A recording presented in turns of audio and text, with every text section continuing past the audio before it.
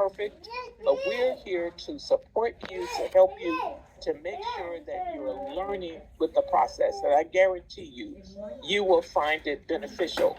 So stay engaged because, as I said in the beginning, Riviera Beach is open for business. And we want you all to participate in reimagining Riviera Beach and to reap the benefits of all of the economic development activity that is going on here. So sit Emily, back, lại đây and I ba. look forward to seeing you soon Lại at ba, the lại ngồi ba. graduation. And I'll be on mute, but I'll be here trying to learn something new as well. So thank you, Pam and Rosalind. Good night. Thank you very much, Anita. We appreciate it. You always inspire us and get us all excited about Emily lại ngồi đây. city.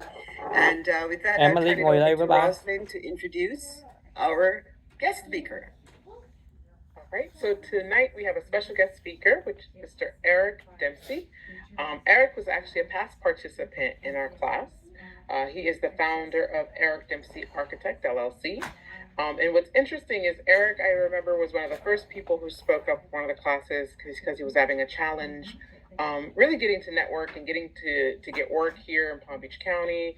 And one of the reasons he mentioned on that, on the call when he raised his hand was really just, he took this class to see, you know, what he needed to do and able to start winning and securing contracts. And since then, I'll let him share his own accomplishments, and since then he's been very successful, but also not just successful with winning, but I think also networking and putting himself out there and really making sure that people know that he's here locally, and that he's ready to do business and he's really serious about it. And so we've seen Eric hosting on panels, being asked to speak on panels, but also consistently just showing up at the spaces, whether those decision makers are, and whether there's an RFP that's open or not. I've seen him in rooms, I've seen him networking and really just making a name for himself. So without further ado, we bring on Mr. Dempsey. I know he's on. I can't see the screen though with all the windows.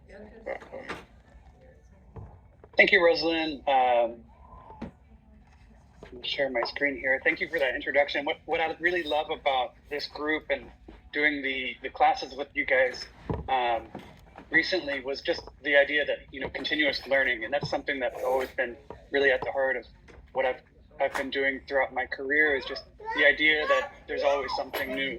And I always want to continue to learn and kind of grow my skills and abilities. And when I graduated college, maybe 2005, a long time ago, the world was kind of a different place, and a lot of the technology that we have today wasn't there. So I've always been at the forefront of kind of learning new technology, new skills, and just continuing to push myself and challenge myself with new abilities and new skills. And it's been an interesting ride. I have a short presentation that I've prepared today to just kind of briefly introduce myself and some of my story. And as you mentioned, you know, I'm trying to put myself out there and let people get to know me more, because I think I have an interesting story to tell. And I think the community that we live in, I definitely think that there's something I have to offer. I came from Arkansas. I came from rural Arkansas, northeast of Little Rock, a very small town called Searcy. And then I grew up in this town, Hot Springs, that you can see on screen. Can you guys see my screen? Yes, we can, but we are also, I don't know if you put it in full. We're seeing It's gorgeous. Okay, there. Is it full screen now? Yes, definitely. We can see that. So this is the small town of Hot Springs, Arkansas. And the building that you see there is where I went to school. It's the Arkansas School for Math and Science. I moved out when I was 16 and went to this state-funded school for kids to learn math and science. And it was out of college a little bit early. And it was kind of a pivotal moment in my life before I went to the University of Arkansas and studied architecture. And then the world kind of slowly grew over the years.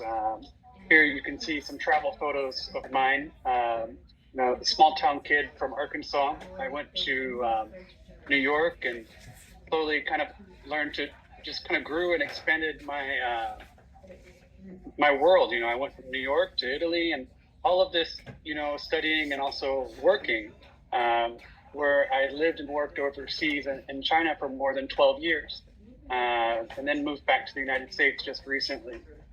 So from a period of 2010 until 2022, I was living and working overseas. So I got to see quite a few things over the years in different countries and different friends, and the people that you meet overseas. I brought home my wife.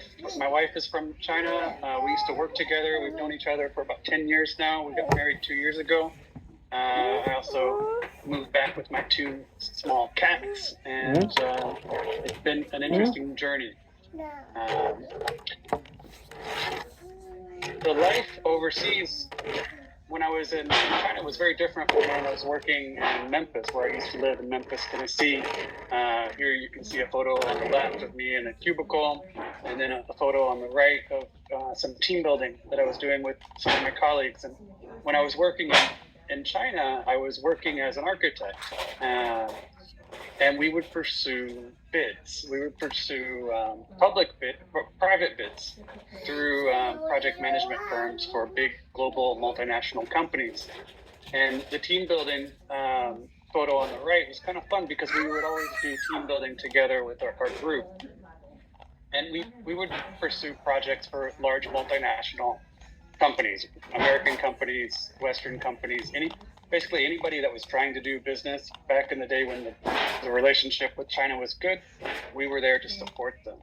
And the global company would feed the work to one of the selected project management firms, and then they would distribute an RFP, very similar to what you would see on a municipal RFP.